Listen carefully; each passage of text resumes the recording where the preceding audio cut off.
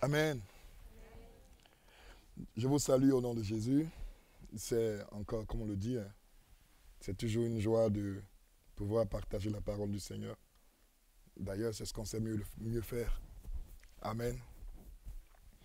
Voilà, comme l'a dit le pasteur Yvan, nous allons partager une étude sur la destinée. Amen.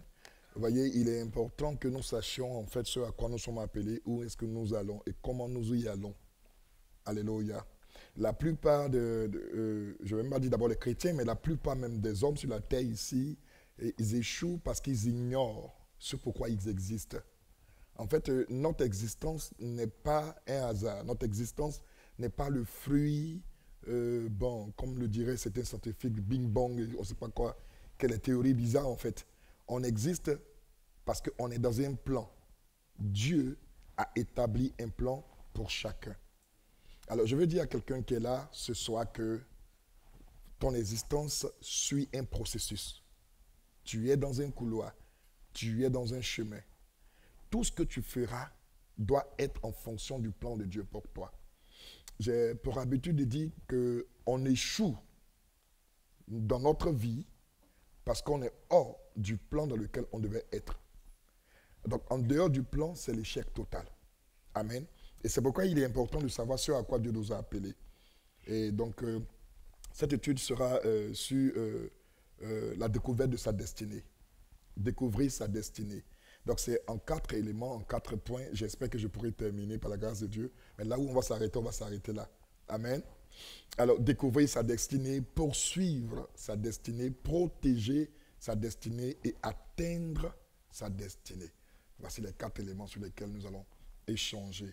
Donc la destinée en elle-même, c'est la puissance, selon le dictionnaire Larousse, c'est la puissance souveraine considérée comme réglant les choses d'avance. Donc réglant les choses dans le cours d'existence. Amen. Quand on voit certaines croyances, que je ne veux même pas mentionner parce que ça ne m'intéresse pas, mais certaines croyances disent que si quelqu'un est faux, c'est que c'est son destin. Vous voyez bien, non? Les cousins d'à côté, ils disent que quand quelqu'un est voleur, c'est son destin. Mais une chose que je n'ai jamais compris, c'est que si vous savez que c'est son destin d'être un voleur, pourquoi vous lui donnez des conseils pour ne pas voler? On donne plutôt des conseils à quelqu'un pour suivre son destin, n'est-ce pas? Parce qu'en fait, ils n'ont pas la notion de ce que c'est que le destin. Vous savez, on ne peut pas comprendre les choses de ce monde si on n'a pas l'esprit qui a créé ce monde. Et c'est la sagesse de Dieu qui nous donne de comprendre les choses qu'il a créées lui-même. Et en dehors de la sagesse de Dieu, il nous sera difficile, voire impossible, de comprendre les choses de ce monde. C'est pourquoi vous voyez les gens qui sont en souffrance aujourd'hui parce qu'ils sont dans l'ignorance. Mais cette ignorance-là doit rester au niveau de ceux qui ne connaissent pas le Seigneur. Nous refusons de voir qu'il y ait des frères, qu'il y ait des gens qui sont dans la famille de Dieu, appelés des enfants de Dieu, mais qui meurent par faute de connaissance. La parole l'a dit, mon peuple périt par faute de connaissance. Donc on peut être membre du peuple de Dieu et périr parce que la connaissance nous échappe. Et nous refusons cela au nom de Jésus. Quelqu'un est d'accord avec moi? Il dit Amen. Alors, Ecclésiaste 3, verset 1 à 2 nous dit ceci. Ecclésiaste 3, 1 à 2. Il y a un temps pour tout, un temps pour toutes choses sous les cieux. Un temps pour naître et un temps pour mourir. Un temps pour planter et un temps pour arracher ce qui a été planté. Proverbe 19 également, le verset 20 à 21. 19, 20 à 21, Proverbe. Il dit, écoute les conseils et reçois l'instruction, afin que tu sois sage dans la suite de ta vie. Il y a dans le cœur de l'homme beaucoup de projets, mais c'est le dessein de l'Éternel qui s'accomplit. Il y a dans le cœur de l'homme beaucoup de projets, mais c'est le dessein de l'Éternel qui s'accomplit. Comprenons ce texte-là pour dire que même quand nous nous écartons du dessein de l'Éternel, il va s'accomplir coûte que coûte, avec nous ou sans nous. Donc, en fait, quelquefois, il arrive des chrétiens qui se frappent la poitrine, nous disant, oh, dans tous les cas, Dieu a besoin de moi pour telle chose. Non, écoutez, c'est vrai, Dieu a besoin de nous parce que c'est lui qui nous a fait. Mais si on refuse de marcher, de nous aligner en son plan, Dieu a toujours une pièce de rechange. Dieu a toujours une pièce de rechange. Je me souviens bien cette parole de Mardoché à Esther. Il dit, c'est certainement pour ce jour-ci que l'Éternel t'a élevé à cette destinée, à cette dimension. Mais si tu refuses d'agir, de nous aider, je paraphrase, Dieu apportera toujours le secours. Le secours viendra d'ailleurs. Et toi, tu le verras. Donc je dis à quelqu'un, peu importe la position que Dieu vous donne, il faut que vous vous soumettez au plan de Dieu. Vous êtes dans cette position parce que le Seigneur veut vous utiliser pour quelque chose qu'il a planifié avant même que vous ne naissiez. Quand Dieu parlait à Jérémie, il a donné cette prophétie. Il a dit à Jérémie, je t'ai établi sur les nations pour que tu plantes, pour que tu arraches, pour que tu abattes. Dieu a donné de manière prophétique la destinée de Jérémie. Mais écoutons la réaction de Jérémie. Jérémie dit à Dieu, non Seigneur, je ne suis qu'un enfant. Comme pour dire que dans son raisonnement humain, il est un peu plus sage que Dieu, quoi. Voyez, il dit, je ne suis qu'un enfant, comme si Dieu ne savait pas qu'il était un enfant. Amen. Et Dieu dit à Jérémie, écoute, avant que tu ne sortes du sein de ta mère, je te connaissais et je t'avais établi. Donc, la destinée que Dieu donne à chacun de nous, elle est d'abord spirituelle avant de prendre forme dans le physique. Dieu connaît chacune de nos vies. Dieu connaît chacun des plans qu'il a établis pour nous. Si nous n'accomplissons pas ce plan, ce n'est pas la preuve que Dieu a échoué. C'est nous qui avons échoué parce que nous avons refusé d'être dans le plan de Dieu. Pourquoi? Parce que Dieu ne nous a pas robotisés. Dieu ne nous a pas dogmatisés.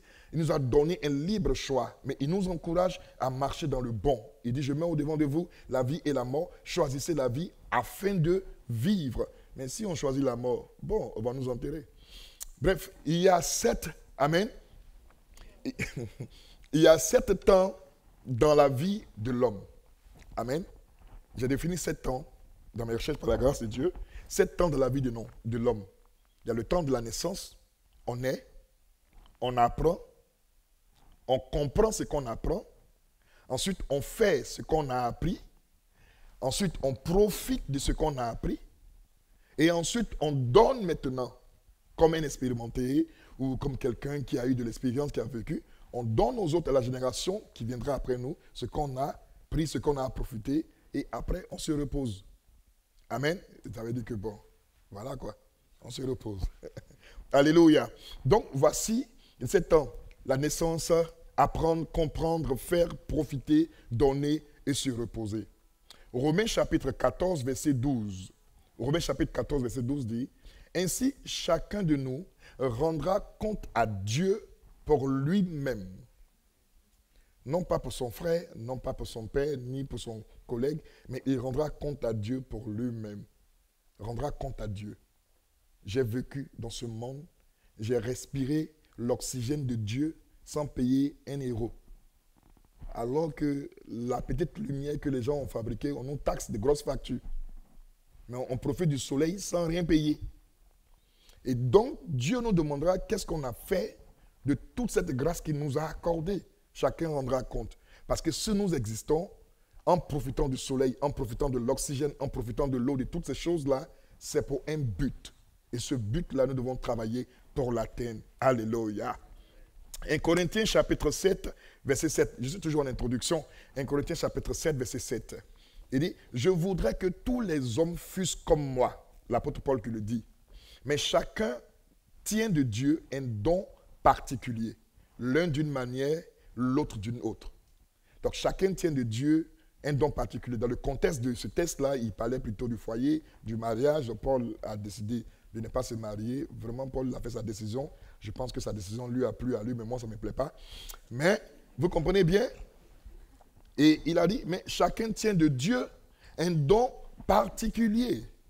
Alors, si je prends ce texte biblique-là pour le mettre dans le contexte de la destinée, nous avons chacun un don particulier. C'est pourquoi Dieu fait de nous une famille pour qu'on puisse se soutenir. Et le texte qui image cela, c'est lorsque la Bible dit que nous sommes un corps. Le corps a plusieurs membres. Mais Jésus est la tête de ce corps. Jésus est le chef de ce corps. Parce que d'ailleurs, c'est la tête là qui dirige tout le corps. Mais chaque membre de ce corps doit se soutenir pour que le corps puisse bouger, pour que le corps puisse se nourrir, pour que le corps puisse se multiplier, pour que le corps puisse se produire. Mais le pied gauche ne fait pas le même travail que le pied droit. Amen. Chez nous, on dit il a 2 pieds gauches, c'est-à-dire il a les pieds hackés. Si les 2 pieds font le même boulot, on aura des difficultés, on va marcher comme des crabes en fait. Voyez? Donc chaque pied a son rôle. Amen. Chaque pied a son rôle. Donc chaque membre du corps a son rôle. Et lorsque un membre du corps ne joue pas son rôle, le corps n'est pas au top de sa forme, n'est-ce pas? Voilà. Si on a des enflures sur le pied droit, vous allez voir qu'on va marcher en boitant. Pourquoi? Parce qu'il y a un membre de ce corps qui a été touché. Donc chacun de nous a une grâce particulière. Chacun de nous a un don particulier. Chacun de nous a un talent particulier. Il nous faut mettre ce talent en évidence, en exergue, pour que le corps entier puisse en profiter. D'où l'important de savoir sa destinée, ce à quoi Dieu nous a appelés. Alors le premier point ici, c'est découvrir sa destinée. Découvrir sa destinée. Alors dans ce premier point, découvrir sa destinée, je veux dire à l'Assemblée de Dieu qu'il y a la destinée générale de l'humanité. La destinée générale de l'humanité, en Genèse, Dieu a établi l'homme pour qu'il domine. Il assujettisse la terre, qu'il se multiplie. C'est la destinée générale de l'humanité. Maintenant, dans cette destinée générale de l'humanité, Dieu donne une autre destinée à son peuple, c'est-à-dire ceux qui marchent avec lui. Et là, en Jérémie 29, le verset 11, il dit ceci. « Car je connais les projets que j'ai formés sur vous, dit l'Éternel, projets de paix et non de malheur, afin de vous donner un avenir et de l'espérance. » Donc, la destinée qui sort de cette destinée générale de l'humanité, je dirais la destinée peut-être particulière pour un groupe de personnes que nous sommes en tant qu'enfants de Dieu, c'est que Dieu a pour nous des projets de paix, des projets de bonheur, des projets de joie. Il dit afin de nous donner un avenir. Donc l'avenir, c'est le processus de notre destinée, mais il dit de l'espérance. Et je crois, pour ma part, que l'espérance dont il est question ici, c'est vivre la présence de Dieu. Car Christ est ma vie, mourir m'est un gain. Ce n'est pas le texte que je voulais dire, excusez-moi. Christ est l'espérance de ma gloire. Amen. Parce qu'il va aider moi le verset. Il va échapper. Christ en moi, l'espérance de la gloire. Merci, tu vas réussir dans la vie. Bon, d'ailleurs, tu as réussi. Amen. Vous comprenez bien. Donc, Christ en moi, l'espérance de la gloire. Et je crois que cette gloire, c'est lorsque nous serons en train de vivre avec Christ pour l'éternité. Amen. Donc, regarde ici dans ce texte-là, il parle ici de notre avenir, de notre futur. Comment est-ce que notre futur doit être? Et Dieu dit, notre futur doit être un futur de bonheur, un futur de joie, un futur de gaieté, de fête, et non un futur de douleur et de tristesse. Alors comprenons que dans notre cheminement, dans notre marche sur cette terre des hommes, quand il arrive quelquefois des désolations, ce n'est pas forcément la volonté de Dieu. Je dis bien, ce n'est pas forcément la volonté de Dieu. Mais une situation peut arriver. Elle peut venir du diable ou elle peut être occasionnée, permise par Dieu, parce que le Seigneur veut qu'on passe en classe supérieure. Dans le processus de destinée, à chaque évolution, il y a une compétition. À chaque évolution, il y a un examen où nous devons prouver que nous sommes aptes à passer en classe supérieure. Amen. Je le dis que généralement, les enseignants de ce monde, et je pense pour ma part, se sont appuyés sur la parole de Dieu. Au primaire, on dit le soleil se lève à l'est et se couche à l'ouest, n'est-ce pas? Au secondaire, on dit non, la terre tourne autour du soleil. Et si on dit cela à un écolier, il dira c'est faux. Il dira au grand frère, non, c'est faux. Le soleil se lève à l'est, il se couche à l'ouest. Mais quand on va plus loin dans les études, on ne parle plus de se lever à l'est et se coucher à l'ouest, ni de tourner autour du soleil. On parle des galaxies et de tant de choses qu'on ne peut pas nous enseigner en tant qu'écolier. Pourquoi? Parce que le cerveau n'est pas encore bien formé pour comprendre cela. C'est pourquoi l'apôtre Paul a dit, lorsqu'il parlait à ses enfants de la foi, il dit, je vous ai donné de la nourriture, je vous ai donné du lait, maintenant je vais vous donner de la nourriture solide. C'est pourquoi, même dans la foi, en tant qu'enfant de Dieu, les enseignements que nous les recevons au fur et à mesure que nous avançons. Si nous recevons un enseignement alors que nous ne sommes pas formés pour le comprendre, il peut nous détruire. Jésus s'est levé un matin, il a lavé les pieds de ses disciples. Pierre dit, non, toi tu ne peux pas me laver les pieds. Tu es quand même le chef. Jésus dit, ce que je fais, tu ne le comprends pas maintenant, mais tu le comprendras plus tard. Cette seule phrase a suffi à Pierre pour dire, lave-moi tout le corps en même temps. Parce que ce matin, je n'ai pas pris mon bain. Et si vous comprenez bien. Donc, c'est cela. Les enseignements sont donnés au fur et à mesure que Dieu nous donne la capacité de comprendre. C'est pourquoi Jésus enseignait par groupe de personnes. À la foule, il donnait un enseignement. Quand il s'est retiré avec les 12, il donnait un autre enseignement plus approfondi. Et puis dans les 12, il se retire avec 3, Pierre, Jean et Jacques, à qui il leur permet de voir la transfiguration, qui est un autre enseignement. Et dans les 3 encore, il se retire avec Jean, à qui il donne le livre de la révélation, l'Apocalypse, la fin des temps, qui est encore un enseignement plus profond, selon la capacité de recevoir cet enseignement. Donc la destinée que nous sommes en train de poursuivre pour chacun, c'est selon la capacité de comprendre que le Seigneur va nous enseigner au fur et à mesure. Le psaume 84, 5. Psaume 84, le verset 5 dit, « Heureux ceux qui placent en toi leur appui. Ils trouvent dans leur cœur des chemins tout tracés. Ils trouvent dans leur cœur quoi? Des chemins tout tracés. Ça veut dire que quand on sort de la destinée de Jérémie 29, qui est une destinée pour un groupe de personnes, la famille de Dieu, mais dans la famille de Dieu maintenant, de manière individuelle, Dieu nous révèle, il nous donne la carte de notre destinée personnelle.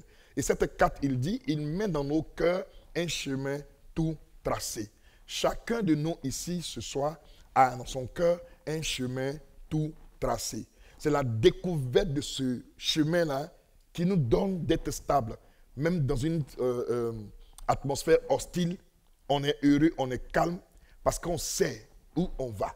Est-ce que vous comprenez bien? Quand on découvre notre carte, on découvre notre destinée, on n'est pas ébranlé. On n'est pas effrayé par les nouvelles. Même quand on voit le diable en face, on sourit parce qu'on sait que bien qu'il soit en face, il ne peut rien nous faire. Pourquoi? Parce qu'il n'est pas inscrit dans le parchemin de notre destinée qui va nous empêcher d'atteindre le but. Donc même si c'est présent à nous, ça ne va pas nous empêcher d'atteindre le but. Moi je comprends que David, lorsqu'il affrontait Goliath, c'est parce que David avait compris sa destinée. Tout le monde avait peur de Goliath parce qu'il ne savait pas ce à quoi Dieu les avait appelés. Mais David a compris que lui, Dieu l'appelait à quelque chose de grand et ce n'est pas Goliath qui va l'effrayer. Est-ce qu'il y a des David ici ce soir? Alléluia. Aucun Goliath, que ce soit le Goliath de ton employeur, que ce soit le Goliath d'une quelconque maladie, que ce soit le Goliath même d'un quelconque désespoir, d'un chagrin quelque part. Les chrétiens aussi dans les chagrins osseux, dans les chagrins d'amour. Peu importe, ce Goliath ne peut pas t'empêcher d'aller plus loin avec le Seigneur Jésus-Christ de Nazareth. Amen. Alors, il y a 3 manières de découvrir sa destinée. 3 manières de découvrir sa destinée. Amen. La première manière, c'est qu'on découvre, on reçoit notre destinée par héritage. Amen. Par héritage. Oui, on peut hériter parce qu'on est né de quelqu'un et cette personne-là a reçu une destinée de la part de Dieu. Et donc, Dieu peut nous conduire dans le processus de cette destinée pour que nous puissions la conduire. Dans 2 Samuel chapitre 7, versets 12 à 13. 2 Samuel chapitre 7, versets 12 à 13. Quand tes jours seront accomplis, c'est Dieu qui parle ici à David, il dit, et que tu seras couché avec tes pères, j'élèverai ta postérité après toi. C'est lui qui sera sorti de tes entrailles, et j'affermirai son règne. Ce sera lui qui bâtira une maison à mon nom, et j'affermirai pour toujours le trône de son royaume. Vous voyez où Dieu a enlevé David. David avait une grande destinée. Mais bien qu'il avait une grande destinée, il était reclus quelque part dans le pâturage à traîner après des brebis. Amen. Et quand vous lisez l'histoire de David, vous vous rendez compte que même son père ne le considérait pas. Quand le prophète Samuel arrive dans la maison d'Isaïe, il dit à Isaïe, amène tes fils. La Bible précise que Isaïe lui a présenté ses 7 fils. Donc David, le 8e, était ignoré. Ce n'est pas son plan. D'ailleurs, David est un fils adultérin. Amen.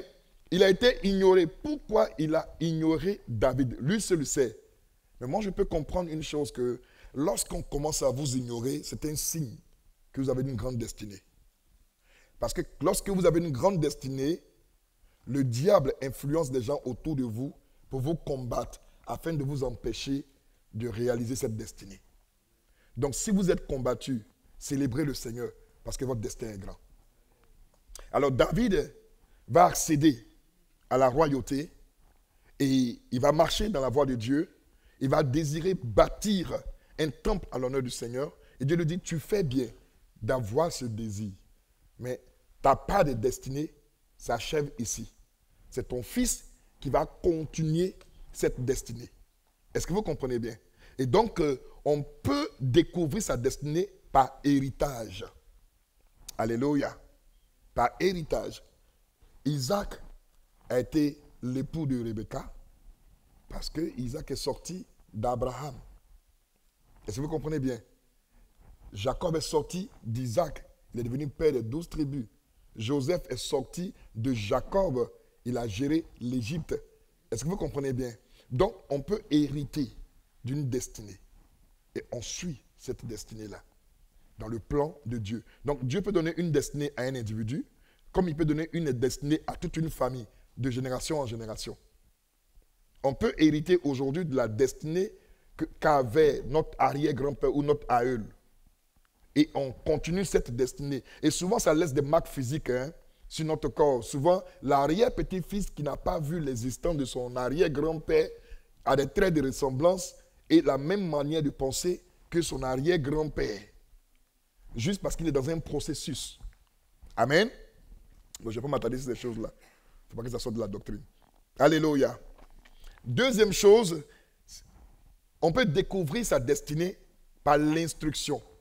Dites avec moi l'instruction.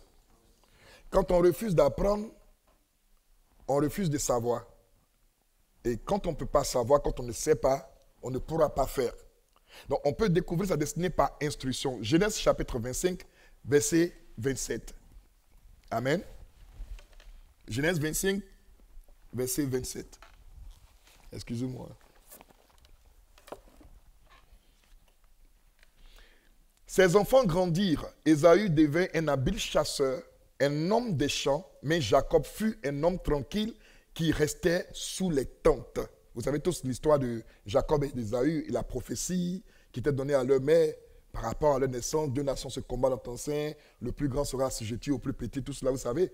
Donc Dieu a parlé à Rebecca, leur mère, vous comprenez? Mais Isaac ignorait ces choses, même si Rebecca peut-être lui a dit cela, mais il ignorait ces choses. Mais la Bible dit que Isaac aimait Ésaü à cause de la nourriture. Parce qu'Ésaü était un habile chasseur qui rapportait du gibier à la maison.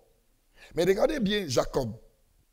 Jacob ne se plaignait pas de ce que il n'était pas vraiment aimé par son père. Peut-être on le prenait comme un poltron, est-ce que c'est le mot approprié? Comme un paresseux, vous voyez bien. Mais la Bible précise que Jacob restait dans les tentes. Il était sous les tentes. Il faisait quoi sous les tentes? C'est là où il y a l'instruction. Quand Ésaü sort pour aller chercher du gibier, Jacob est là toujours auprès de ses parents pour écouter leur histoire. Comment ils sont arrivés là? Voyez bien, remarquez bien, les enfants qui ont grandi auprès des grands-parents développent une certaine sagesse. Parce que les grands-parents à un certain âge n'ont plus d'amis avec qui échanger. Donc leurs meilleurs amis deviennent leurs petits-enfants. Donc, ils enseignent cela. Moi, mon grand-père, il y a longtemps, il est décédé. À cause de lui, j'ai connu la guerre. Il dit, quand on était ici, on allait dans tel endroit, et puis ici, ça fait la guerre de France. Amen. Donc, normalement, la France me doit beaucoup, mais bref. Est-ce que vous comprenez? Donc, il m'explique toute l'histoire. Amen. Et donc, j'ai connu l'histoire étant écolier à cause de mon grand-père. Jacob demeurait dans les tentes et il recevait l'instruction. Alléluia. Mais l'histoire de Jacob et d'Ésaü me rappelle une autre histoire de Marie et de Marthe. Quand nous lisons Luc chapitre 14, versets 41 à 42, le Seigneur répondit, Marthe, Marthe, tu t'inquiètes et tu t'agites pour beaucoup de choses. Une seule chose est nécessaire. Marie a choisi la bonne part qui ne lui sera point ôtée.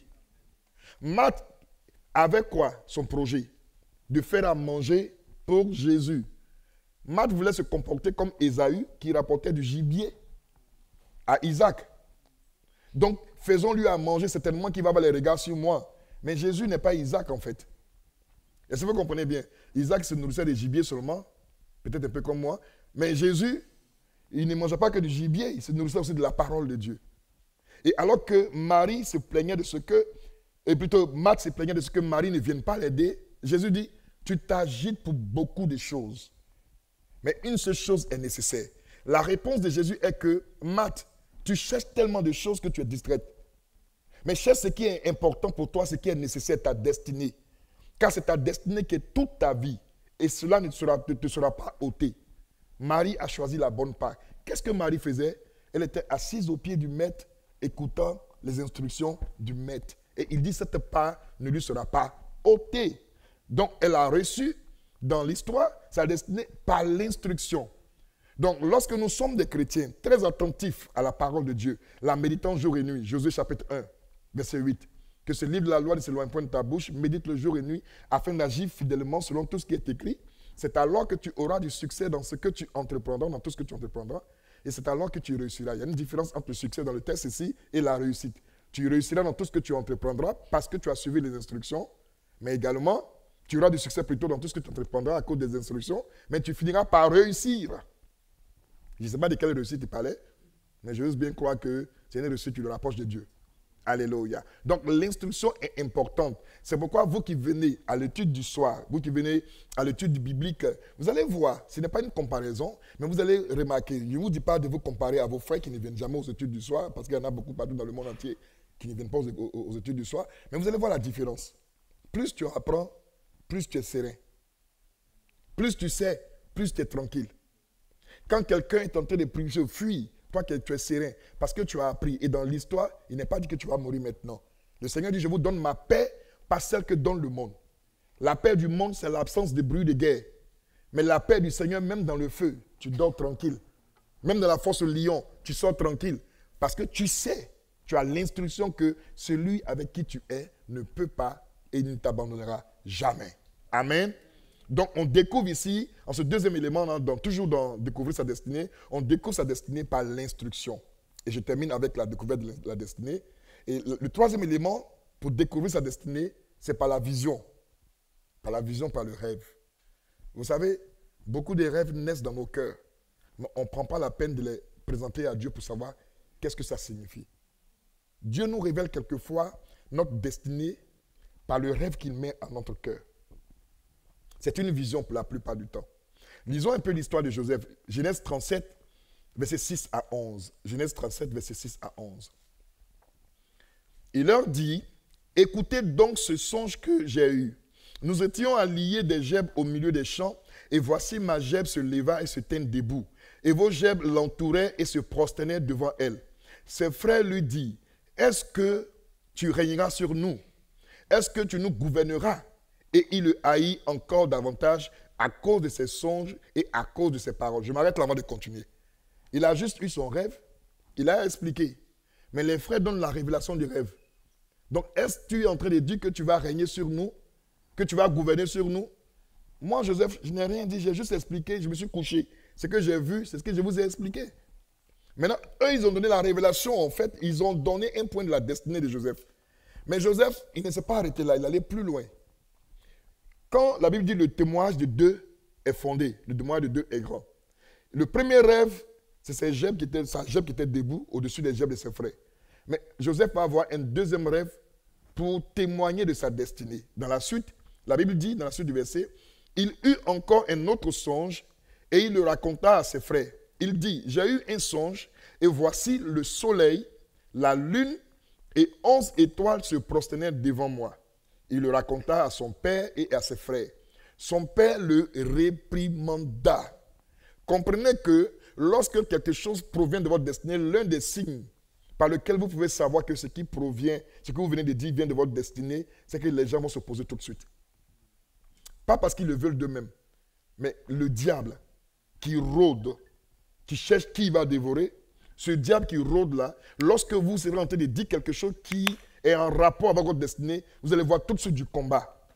Et quand vous sentez du combat, alors priez. Son père le réprimanda et lui dit, que signifie ce songe que tu as eu? Faut-il que nous venions, moi, ta mère et tes frères, nous prosterner en terre devant toi? Ses frères eurent de l'envie contre lui, mais son père garda le souvenir de ces choses. Pourquoi Jacob gardait le souvenir de ces choses? Parce que Jacob était un homme averti qui parlait avec Dieu. Bien qu'il réprimandait son fils Joseph, mais il savait que ce que Joseph est en train de dire est l'histoire de sa vie. Alléluia. Bien qu'il gardait ces choses, Jacob même lui-même dans sa réaction prouve qu'il n'a pas vraiment compris la destinée de son fils Joseph. Il prouve qu'il n'a pas compris réellement la destinée de son fils Joseph. Alors je vais vous expliquer une chose.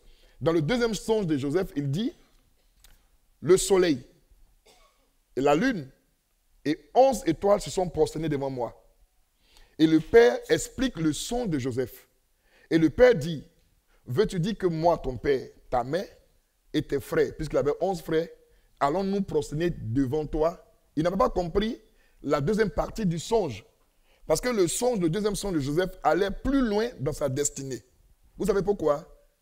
Parce que la mère de Joseph était également la mère de Benjamin. N'est-ce pas? Et la mère de Benjamin est décédée quand Benjamin est né. Donc Joseph, il a eu le songe longtemps après la naissance de Benjamin. Vous savez bien dans l'histoire, hein, après on l'a attrapé, Benjamin pleurait. Donc, de quelle mère Jacob parle ici? Il n'a pas lui-même compris le songe. Oh, mais Joseph a dit la lune et le soleil. Parce que dans cette destinée, dans ce songe-là, Dieu révélait une profondeur de la destinée de Joseph. Pourquoi? Joseph, dans le plan de Dieu, devait aller en Égypte. Et Pharaon était considéré comme le dieu soleil. Et le pouvoir de Pharaon venait de la déesse Ra, qui est la lune. Donc le songe de Joseph expliquait que Dieu l'envoie plus loin. Ce n'est même pas au niveau du cercle familial. Mais sa destinée va plus loin, dans un grand pays qui gouvernait le monde, qui avait pour emblème, qui avait pour roi Pharaon, qui est appelé le dieu soleil, et qui tirait son pouvoir de Ra, la déesse lune. Donc ce songe-là, le père Jacob n'a pas compris. Mais c'était quelque chose de fort, de profond de la vie de Joseph. Et dans la suite, on a vu comment Joseph s'est retrouvé en Égypte. Comment Pharaon, sans le savoir, a donné toute son autorité à Joseph. En lui donnant un nom glorieux. Et il dit, le trône sur moi, mais ce n'est pas de toi. Mais à la vérité, c'est Joseph qui décidait maintenant dans tout en Pharaon, dans toute l'Égypte. Et Pharaon a confessé le nom du Dieu de Joseph. Ça veut dire quoi? En confessant la sagesse de Joseph, en confessant l'autorité du Dieu de Joseph, ça veut dire que lui-même, il rabaisse la déesse Ra, de qui il tire son pouvoir au profit du Dieu de Joseph. Donc l'accomplissement du songe que Joseph a eu. Donc souvent, ici, dans ce troisième élément, on peut découvrir notre destinée en fonction des songes et des rêves que Dieu nous donne. Prenons la peine de les écrire. Il faut prendre la peine de les écrire. Il arrive quelquefois quand on se réveille, on a un songe, on se réveille, on l'oublie. Mais il y a des petites étincelles du songe qui nous parviennent, n'est-ce pas? Écrivons ces petites choses dont nous nous souvenons et puis prions pour que le Seigneur nous donne ce qu'on a oublié. Parce que quand tu oublies un songe, c'est une révélation. Je partage cette expérience avec vous. Lorsque vous oubliez un songe, c'est que vous avez été combattu. Ce songe vient pour révéler quelque chose. Et le diable ne veut pas que vous sachiez cela. C'est pourquoi il vous combat. Donc priez que le Seigneur vous ramène cela. Et Dieu va vous ramener cela. Que le Seigneur nous bénisse. Quelqu'un dit Amen. Donc ça, c'était la découverte de sa destinée. Je ne sais pas si on puisse terminer. Allons au deuxième point. Tout dépendra de vous. Ok, 2 points. Deuxième point, c'est poursuivre sa destinée. Donc là, on a vu des différents éléments par lesquels on peut découvrir notre destinée. J'espère qu'en écoutant cela, beaucoup parmi nous ont découvert leur destinée déjà. N'est-ce pas? Gloire à Dieu. Découvrir sa destinée. Poursuivre sa destinée, le deuxième point. De poursuivre sa destinée. Comment poursuivre sa destinée? Alléluia. Parce que lorsqu'on découvre sa destinée, il faut la poursuivre. On peut avoir des projets de paix, des projets de gloire. Et puis, comme on dit en français, être paresseux et ne pas rentrer dans ses projets. Amen. Quand nous lisons le livre d'Ésaïe, il dit, lève-toi, sois éclairé, car ta lumière arrive. Mais ça veut dire quoi? Tu peux ne pas entrer dans cette grandeur, dans cette destinée, aussi longtemps que tu es assis. Est-ce que nous comprenons bien? Même que Dieu nous donne quelque chose de glorieux, tant que nous ne nous levons pas pour être partenaires avec le Seigneur, comme il a dit dans le livre de 1 Pierre, pour être participants de sa nature, pour travailler à l'accomplissement de notre destinée, nous pouvons ne pas entrer dans cette destinée parce que nous restons assis. Ça ne fait pas de Dieu un menteur, mais ça fait de nous un désobéissant, un fils rebelle. Parce que toute personne qui refuse de rentrer dans sa destinée se met en position de rébellion vis-à-vis de Dieu. Ça veut dire que tu combats le plan de Dieu. Or, ta vie est un plan de Dieu par rapport à l'humanité. Et donc, si on refuse de rentrer dans les principes du Seigneur, on sera en train de combattre le plan de Dieu. Et beaucoup, malheureusement, sont en train de combattre le plan de Dieu. Beaucoup dans le monde entier. Satan a inventé des choses pour combattre le plan de Dieu. Dieu a dit, multipliez-vous, remplissez la terre. Il y a des gens qui ont décidé de ne plus se multiplier. C'était juste une ouverture que je ferme rapidement. Il ne faut pas qu'on m'arrête ici, je vais retourner à Abidjan. Donc, vous comprenez bien. Est-ce que vous comprenez bien? Donc, ça veut dire qu'on accepte volontiers de ne pas se multiplier pour freiner le plan de Dieu. Alléluia. Il faut poursuivre sa destinée. Genèse chapitre 12, verset 1 à 3. Genèse 12, verset 1 à 3. L'Éternel dit à Abraham, va-t'en de ton pays, de ta patrie et de la maison de ton père, dans le pays que je te montrerai. Je ferai de toi une grande nation et je te bénirai. Je rendrai ton nom grand et tu seras une source de bénédiction. Je bénirai ceux qui te béniront et je maudirai ceux qui te maudiront. Et toutes les familles de la terre seront bénies en toi. Le premier point pour poursuivre sa destinée, c'est de croire en sa destinée. C'est de croire aux paroles de sa destinée. Quand Dieu parlait ici à Abraham, Abraham n'avait jamais entendu Dieu parler. C'est la première fois qu'il entendait Dieu lui parler. Est-ce que vous comprenez? Abraham était dans une famille qui ne connaissait pas le Seigneur, vraiment. Et puis il entend une voix. Et cette voix dit, quitte ta patrie, quitte tout ce que tu as. Bon, ramenons l'histoire d'Abraham à aujourd'hui. J'ai un père qui a une fortune colossale. Et puis je dors, je me lève un matin, j'entends une voix qui dit, Roland, lève-toi, quitte ton père, déchire ton extrait de naissance s'il faut, va loin. La première réaction, c'est Dieu qui me parle. On a déjà fait les calculs de la fortune, hein? Ce qu'on veut faire. Mais Abraham a cru en cette voix, sans même la connaître véritablement. Dieu s'est présenté à lui, mais sans véritablement le connaître, il a cru. Pour poursuivre sa destinée, il faut croire en ce rêve que Dieu te donne. Il faut croire en la parole prophétique que Dieu t'a donnée. Quelle est la parole prophétique que le Seigneur a dit sur ta vie? Peu importe le temps, cette parole s'accomplira. Il faut croire en cette parole. Alléluia. Et deuxième chose, je vais aller un peu plus vite. Peut-être il y aura des questions. Deuxième chose, quand tu crois en cette parole, toujours dans la poursuite de sa destinée, il faut quitter maintenant les obstacles de votre destinée. J'ai cru en la parole de ma destinée, mais il y a des embûches. Il y a des obstacles sur le chemin. Et je ne veux pas que ces obstacles sur le chemin m'empêchent d'avancer. Donc, qu'est-ce que je fais? Je décide de me défaire de tout ce qui est obstacle face à ma destinée. Genèse chapitre 13, versets 7 à 9.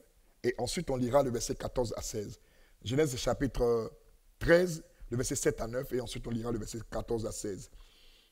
Il eut querelle entre les bergers des troupeaux d'Abraham et les bergers des troupeaux de Lot. Les Cananéens et les Phérésiens habitaient alors dans le pays. Abraham dit à Lot, qu'il n'y ait point, je te prie, de dispute entre moi et toi, ni entre mes bergers et tes bergers, car nous sommes frères. Tout le pays n'est-il pas devant toi? Sépare-toi donc de moi. Si tu vas à gauche, j'irai à droite. Si tu vas à droite, j'irai à gauche. On peut lire ce texte-là comme cela, mais il est fondamental dans la destinée d'Abraham. Abraham avait certainement été averti par le Seigneur. On ne peut pas entrer dans notre destinée qu'on est toujours avec des gens qui nous créent des problèmes. Des gens qui nous font toujours des disputes, qui nous font sortir de nous-mêmes, comme on le dit. Des gens qui nous empêchent d'être stables pour réfléchir, pour discerner, pour avancer. Et il faut se séparer des obstacles à sa destinée. Si nous avons des copains dehors à qui nous présentons l'évangile, pour qui nous prions, qui ne veulent pas changer, faisons un recul stratégique. Sinon, ils risquent, eux, de nous changer. Amen. Des gens bizarres qui sont addicts à la drogue, on prie pour eux, on leur parle de Dieu, ils ne veulent pas. Mais on se rend compte que chaque fois qu'on les visite, ils ont d'autres amis drogués qui rentrent dans la maison et qui commencent à prendre la drogue. Bon, si on ne quitte pas, que la police nous attrape là, on va tous nous envoyer en prison. N'est-ce pas? Ou bien, on dit association, bon, c'est pas ainsi, on dit ça, association de drogués dans une maison. Bref. Est-ce que vous comprenez bien? Donc, il faut se séparer de mauvaises compagnies. Il faut se séparer des gens qui peuvent nous empêcher d'aller plus loin. Il y a une autre catégorie de personnes qui sont des obstacles, en fait. Ce sont des gens qui ne croient pas en votre rêve et qui chercheront à vous dissuader. Il faut se séparer d'eux. Quand vous expliquez votre vision, vous expliquez votre rêve, vous expliquez votre projet. J'ai un projet d'investir dans l'immobilier. Pourtant, le gars vous voit, vous dormez dans un HLM. C'est ça on dit non? Vous êtes dans un HLM et puis vous lui dites que j'ai pour projet de construire des immeubles à Rouen. D'abord, il vous prend pour un fou. Mais vous avez parlé pas parce que vous avez les moyens. Vous avez parlé parce que vous avez entendu. Donc, si quelqu'un ne croit pas en votre rêve, éloignez-vous de lui pendant un moment. Parce qu'il risque de faire sortir votre rêve de vous et de vous empêcher de le poursuivre. Alors, Abraham a fait quoi? Il s'est séparé de Lot, qui était un obstacle. Toujours, il fallait régler les disputes. Il fallait régler les palabres. Mais quand les palabres se passent entre les bergers, ça va finir par monter entre les chefs. Donc, il fallait se séparer. Mais regardez ensuite, lorsque Abraham s'est séparé de Lot, regardez dans la suite, le verset 14 à 16, Dieu parle. L'Éternel dit à Abraham, après que Lot se fut séparé de lui. Ça veut dire que Dieu voulait lui parler depuis longtemps. Mais la présence de Lot empêchait Dieu de parler. Pourquoi? Si Dieu parlait à Abraham, certainement Abraham allait dire à Lot, et Lot allait le distraire. Donc Dieu s'est tu. Il a attendu que Abraham prenne la décision. Il y a des décisions de séparation. Lorsque vous les prenez, il y a une autre parole de Dieu qui vous est révélée. Cette parole dont vous avez besoin pour aller plus loin, elle vient à vous lorsque vous vous séparez des gens qui n'ont pas droit à rester là dans votre destinée. Les ennemis, ils ne sont pas conscients de cela, mais ils peuvent être utilisés par le diable sans en être conscients. Amen. Parce que derrière, c'est l'ennemi c'est le diable lui-même qui est l'ennemi. Donc, éloignez-vous un peu. Éloignez-vous un peu pour que vous puissiez comprendre. Ça me rappelle un texte de biblique où Jésus dit à Pierre, éloigne-toi un peu de terre. Éloignez-vous un peu de terre. Donc, il y a des gens qui sont symboles à la terre, qui sont des obstacles. Éloignez-vous un peu d'eux. Ça va vous aider. Ensuite, il dit ici, l'Éternel dit à Abraham, après que Lot se fut séparé de lui, lève les yeux. Et du lieu où tu es, regarde vers le nord et vers le midi, vers l'Orient et l'Occident. Car tout le pays que tu vois, je te le donnerai à toi et à ta postérité pour toujours. Je rendrai ta postérité comme la poussière de la terre, en sorte que si quelqu'un peut compter la poussière de la terre, ta postérité sera aussi comptée. Amen. Dès qu'il se sépare, une belle promesse de sa destinée lui est annoncée. Que Dieu nous bénisse. Amen. Alors, troisième point. Là, on vient de quitter, on vient de parler de quitter les obstacles de sa destinée. Troisième point, obéir aux règles de sa destinée. Chaque destinée a une règle bien établie. On n'accomplit pas sa destinée au hasard. Il faut suivre les principes de la destinée. Il faut suivre les règles de la destinée. Amen. Alors, lorsque Joseph suivait sa destinée a commencé par le contraire. Et c'est une parole prophétique que Jésus est venu confirmer. Amen. La graine, pour qu'elle puisse pousser, il faut qu'elle tombe en terre. Or, le son de Joseph était que sa gèbe était élevée. Mais une gèbe ne peut pas être élevée si elle n'a pas été plantée d'abord comme une graine. Alors, Joseph était lui-même la graine de cette gèbe qu'il a vue. Et c'est pourquoi on l'a jeté dans un trou, comme une graine, pour qu'il puisse pousser. Est-ce que quelqu'un me comprend bien? Donc, on l'a jeté dans le trou, et après, l'erreur qu'ils ont fait, c'est de l'enlever et de le vendre. Or, ils ne savaient pas qu'ils étaient en train de l'arroser comme cela. Je prophétise si quelqu'un, ceux qui t'ont jeté vont t'arroser pour te conduire vers ta destinée. Donc, ils l'ont vendu, ils l'ont traîné dans le désert jusqu'à arriver chez Potiphar. Potiphar a vu un bel homme bien courageux. Il dit, bon, je t'établis comme chef des esclaves. Quelque part dans votre processus de destinée, vous arrivez à un endroit, vous pensez que vous êtes arrivé. Non, non, c'est juste un tremplin, c'est un lieu de passage. Ce n'est pas là le but. Joseph était le chef dans la maison de Potiphar, établi par Potiphar, c'est tous les autres esclaves. Il était chef, mais des esclaves. Ça veut dire que c'était un esclave supérieur. Ce n'était pas un homme libre. Alors, à cause de sa beauté, Madame Potiphar va venir vers lui. Genèse chapitre 39, verset 9. Genèse 39, verset 9. Joseph dit, il n'est pas plus grand que moi, et parlant de Potiphar, il dit, il n'est pas plus grand que moi dans cette maison, et il ne m'a rien interdit, excepté toi, parce que tu es sa femme. Comment ferais-je un aussi grand mal et pécherais-je contre Dieu? La règle de sa destinée dépasse même Madame Potiphar. C'est-à-dire, Madame Potiphar, comme on dit chez nous, elle est petite dans le film en fait. Il la dépasse, il dit, comment moi, je vais pécher contre Dieu? Ce n'est pas possible que je pêche contre Dieu en allant avec toi.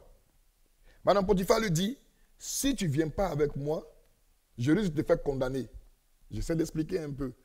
Joseph alors, il accepte, écoutez bien, Joseph accepte l'humiliation. Il accepte de fuir la maison totalement nu.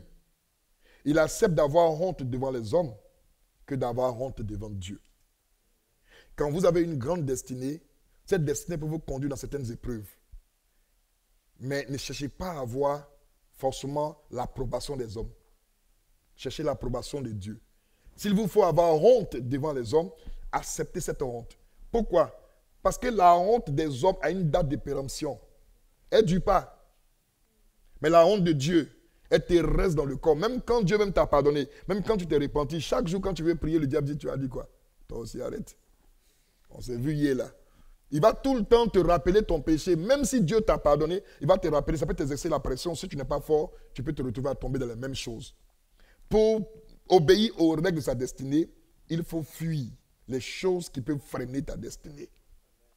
Il y a le péché sexuel, il y a la corruption, il y a le vol, il y a plein de choses, mais qui sont des obstacles qui viennent ici, qui empêchent notre destinée de s'accomplir. Or, la destinée a des règles. Il y a le chemin. Marche dans ce chemin, vas-y de cette manière. Tourne à gauche, comme le GPS du Seigneur. Va à droite, va tout droit. Ce sont les règles de la destinée. Si on obéit à ces règles, nous arrivons au bout. Joseph ici a obéi aux règles de sa destinée en fuyant. Je donne un autre exemple encore. Il y a Moïse également qui a obéi aux règles de sa destinée. Bien qu'il a grandi dans la cour de Pharaon, mais quand Pharaon voulait le tuer, Moïse a fui. On peut le voir rapidement en Exode chapitre 2, versets 10 à 15. Vous pouvez lire ça plutôt, vous pouvez noter. Moïse également a fui. Exode 2, versets 10 à 15. Lorsqu'on voulait le tuer, parce que lui-même l'a tué, un Égyptien en défendant un Hébreu, il a fui. Si Moïse restait pour dire, non, c'est quand même moi Moïse. J'ai grandi de la cour de Pharaon. On va me juger et m'acquitter. Moïse a compris qu'on pouvait le tuer. Il a fui pour protéger et obéir aux règles de sa destinée. David également a fui lorsque la jalousie de Saül s'est levée contre lui. En 1 Samuel chapitre 20, David également a fui. 1 Samuel 17 également, verset 28 à 30. Vous comprenez bien? Ce sont les règles. Donc, quelquefois, quand Dieu vous demande de fuir, ne jouez pas trop les courageux. Il faut fuir. Vous savez, l'apôtre Paul a dit une chose qui est vraiment importante dans la réflexion. Paul dit, résistez au diable et il fuira loin de vous. Maintenant, il dit, quant à l'impudicité, fuyez. Mais qui est caché derrière l'impudicité? Mais pourquoi on peut résister au diable et puis l'impudicité, on doit fuir? C'est-à-dire qu'on résiste au chef et puis à l'employé, on fuit. Devant l'employé, on fuit. Pour la simple raison que le diable, il est esprit, il est spirituel. Donc, comme notre esprit est fort par le Saint-Esprit, on peut résister au diable. Mais l'impudicité ne s'attaque pas à notre esprit d'abord, s'attaque à notre corps. L'apôtre Paul dit, celui qui commet l'impudicité, il pêche contre son propre corps. Ça attaque à notre corps. Donc, il est difficile de résister pendant que ton corps commence à se dresser. Il n'y a pas à faire de non. Au nom de Jésus, sœur, éloigne-toi de moi. Il n'y a pas éloigne-toi de moi. Prends la fuite. Tu te préserves et tu préserves ta descendance. Parce que est-ce que vous savez qu'on peut maudire notre descendance par les actes que nous posons aujourd'hui? Ah oui, il faut faire attention à cela. Dans la Bible dit, prends la fuite, je prends la fuite. Tu vois, le frère, il est mignon, prends la fuite. La soeur, tu la vois, elle est chic, elle t'invite à 20h, toi tu sais que la soeur, même dans ton esprit, il y a déjà des films. Il faut prendre la fuite. Ce n'est pas à tous les rendez-vous, il faut partir. Et un rendez-vous, tu sais que Tom, il est dangereux pour toi, tu prends la fuite. Amen. Et c'est cela, en fait. En le faisant, on obéit aux règles de notre destinée. Pour terminer avec ce point, Jésus. Dites avec moi Jésus. Le grand chef. Lui-même, il a fui aussi. Jésus a fui. Lisons Jean chapitre 8, versets 56 à 59. Les Juifs disent, à partir du verset 57, les Juifs lui dirent, tu n'as pas encore 50 ans et tu as vu Abraham. Jésus leur dit, en vérité, je vous le dis, avant qu'Abraham fût, je suis. Là-dessus, il prit des pierres, verset 59, il prit des pierres pour les jeter contre lui. Mais Jésus se cacha et sortit du temple. Est-ce que ça veut dire qu'il n'est pas fils de Dieu? Mais on dit qu'ils ont pris des pierres. Il est fils de Dieu. Il peut dire stop aux pierres. Mais il a compris que là, ce n'était pas le moment d'activer cette force-là. La seule chose qu'il fallait, c'est de fuir. Donc quand la tentation, elle est grande, fuyez. Ça ne fait pas de vous un peureux. Ça fait de vous quelqu'un de fort. Que Dieu nous bénisse.